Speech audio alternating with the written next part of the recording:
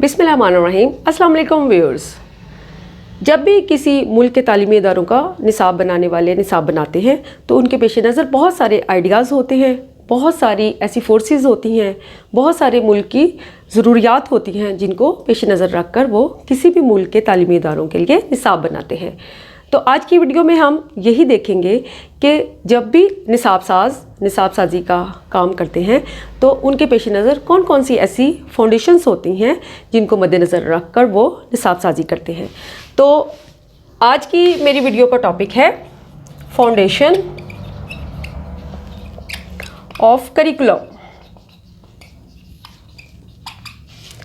ये टॉपिक इसलिए भी अहम है कि जब हम आम जिंदगी की बात करें तो अगर हम अपने घर को तामीर करना चाहें तो ये कहा जाता है कि जो घर की बुनियाद है उसे मज़बूत होना चाहिए, क्योंकि अगर हमारी बुनियाद मज़बूत होगी तो उस बुनियाद के ऊपर जो भी घर का ढांचा तामीर किया जाएगा तो वो भी मज़बूत होगा। इसी तरह जब हम करिकुलम की बात करते हैं तो करिकुलम को भी मज़बूत बुनियादों पर ही उस्तवार होना चाहिए, क्योंकि अगर जो करिकुलम है वो मज़बूत बुनियादों पर उस्तवार नहीं होगा तो हमारे बच्चे जो हैं वो ज़िंदगी में मुताबिकत हासिल नहीं कर पाएंगे और इसके साथ साथ जो हमारी ज़िंदगी का मकसद है वो भी हासिल नहीं हो पाएगा। तो हम देखते हैं कि वो कौन कौन सी ऐसी फाउंडेशंस हैं जिनके ऊपर करिकुलम की बुनियाद है। सबसे पहले तो मैं करिकुलम को देखूंगी कि करिकुलम किसे कहते हैं। करिकुलम सिर्फ जो हमारा निसाबी मवाद है उसी पर मुश्तमिल नहीं होता, बल्कि जो करिकुलम है वो तमाम एजुकेशनल एक्सपीरियंसेस के ऊपर मुश्तमिल होता है।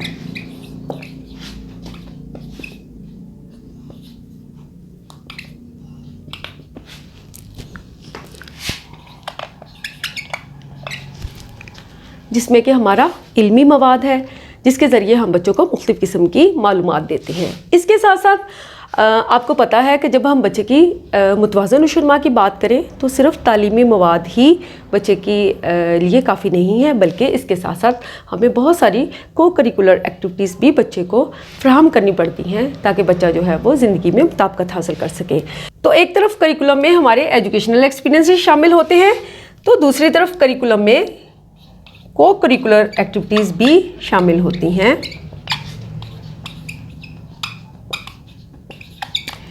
इसके साथ साथ आपको पता है कि बच्चे को बहुत ज़्यादा अपने घरेलू ज़िंदगी के और अपनी ज़ाती ज़िंदगी में और इसके साथ साथ तालीमी लिहाज से भी बहुत सारे मसाइल का सामना करना पड़ता है और ये बहुत ज़्यादा ज़रूरी होता है कि उनको गाइडेंस दी जाए। तो गाइडेंस के लिए बच्चों को जो भी एक्टिविटीज़ फ्राहम की जाती हैं और जो भी स्किल्स और नॉलेज फ्राहम की जाती है तो वो भी करिकुलम का हिस्सा होती हैं। तो इसका मतलब है कि प्रोग्राम ऑफ गाइडेंस वो भी हमारे करिकुलम का हिस्सा होती है। गोया हमारे करिकुलम में ये तीनों चीज़ें शामिल हैं और इसके साथ साथ एक टीचर जो है जो कुछ भी बच्चों को ऐसे मालूमात या तजर्बात या ऐसी एक्टिविटीज़ या स्किल्स फ्राहम करता है जिसके ज़रिए बच्चे का एटीट्यूड जो है वो चेंज हो, वो करिकुलम कहलाता है। अब हम करिकुलम की फाउंडेशंस को बयान करेंगे। सबसे पहले जो इसकी फाउंडेशन बहुत ज़्यादा अहम है वो है फ़िलॉसफिकल फाउंडेशन। फ़िलॉसफी जो है वो सर्च ऑफ ट्रूथ है और इसके साथ साथ जो शख्स फ़िलॉसफी का इस्तेमाल करता है उसे फ़िलासफ़र कहते हैं। फ़िलासफ़र जो है वो हमारी ज़िंदगी के बहुत सारे जो पहलू हैं उनके बारे में गौर फिक्र करता है और सवालात करता है, जैसा कि वो ये सवाल करता है कि रियलिटी किसे कहते हैं। इसके साथ साथ एग्जिस्टेंस क्या है और क्या ज़िंदगी के बारे में बिलीव्स होने चाहिए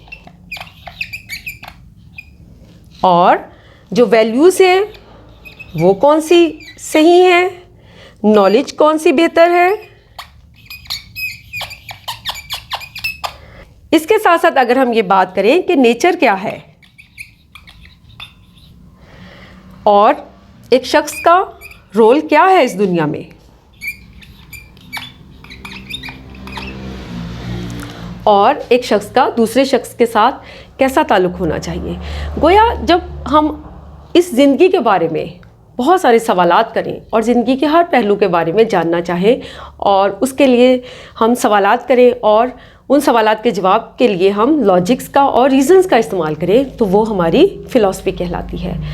तो जब हम निसाब की बात करते हैं तो निसाब भी एक ऐसा लाया अमल है जिसके ज़रिए हम तालीमी अमल के जो मकासद हैं उनको हासिल करते हैं। और जब हम educational AIIMS, goals and objectives की बात करते हैं तो फ़िलॉसफ़ी जो है इनको डिटरमाइन करने में अहम किरदार अदा करती है। लिहाजा फ़िलॉसफ़ी जो है वो करिकुलम को भी डिटरमाइन करने में अहम किरदार अदा करती है और फ़िलॉसफ़ी के ज़रिए ही इस बात को डिटरमाइन किया जाता है कि हमारा करिकुलम क्या होना चाहिए, यानी कि उसके अंदर क्या क्या कंटेंट होने चाहिए, क्या एक्टिविटीज़ होनी चाहिए और इसके साथ साथ कौन सी स्किल्स बच्चों को दी जाए और किस तरह उनके एटीट्यूड को हम बेहतर कर सकते हैं।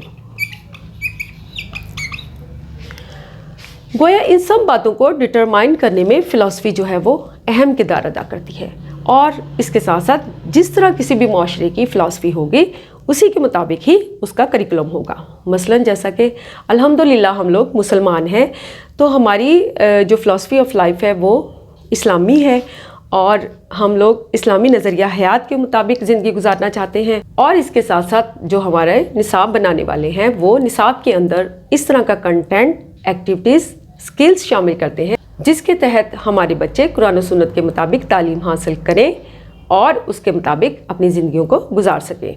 इसके साथ साथ अगर हम मगरबी माशरों की बात करें तो जहाँ पर जमहूरी निज़ाम पाया जाता है वहाँ पर ऐसा निसाब बनाया जाता है कि उनके बच्चों के अंदर जो जमहूरी रवायात हैं वो पैदा हों।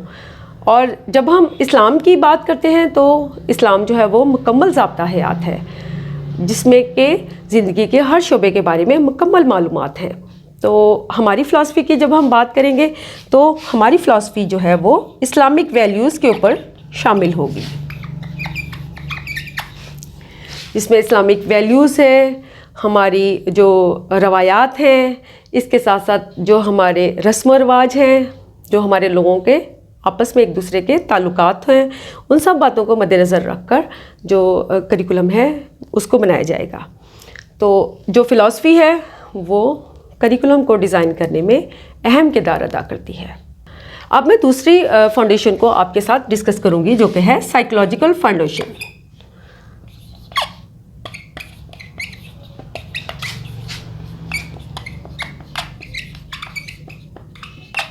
साइकोलॉजी की अगर हम तारीफ़ करें तो it is scientific study of human mind and behaviour. और जब हम निसाब की साइकोलॉजिकल फाउंडेशन की बात करते हैं तो इसमें यह कहा जाता है कि निसाब ऐसा होना चाहिए कि जिसमें बच्चे को मरकज़ी हैसियत हासिल होनी चाहिए। इसमें बच्चे के इंडिविजुअल डिफरेंसेस को बहुत अहमियत होनी चाहिए। इसके साथ साथ हम जब बच्चे की डेवलपमेंट की बात करते हैं तो हमें मालूम होना चाहिए कि बच्चे की डेवलपमेंट के ऊपर कौन कौन से फैक्टर असरअंदाज होते हैं। मसलन के हेरिडिटी क्या है, एनवायरनमेंट क्या है और ये दोनों फैक्टर बच्चे की डेवलपमेंट पर किस तरह से असरअंदाज होते हैं। इसके साथ साथ बच्चे की जो पर्सनैलिटी है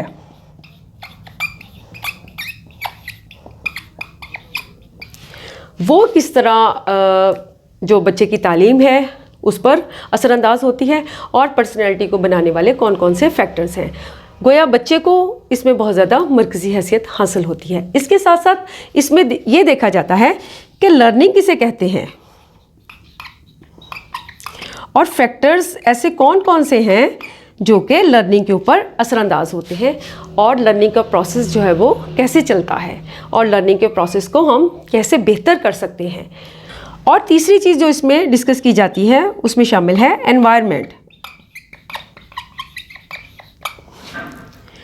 यानी कि लर्निंग एनवायरनमेंट कैसा होना चाहिए जिसमें कि जो फिज़िकल एनवायरनमेंट है वो बहुत अहम किरदार अदा करता है, यानी कि बच्चे के लिए बैठने की मुनासिब जगह हो, मुनासिब रोशनी हो, हवा का इंतज़ाम हो, और इसके साथ साथ जो क्लासरूम है उसमें AV एड्स का होना बहुत ज़्यादा ज़रूरी है, जिसमें बच्चा जो है वो देखकर और सुनकर मुख्तलिफ़ चीज़ों को सीख सके। और जो बहुत अहम फैक्टर है वो एटीट्यूड ऑफ टीचर।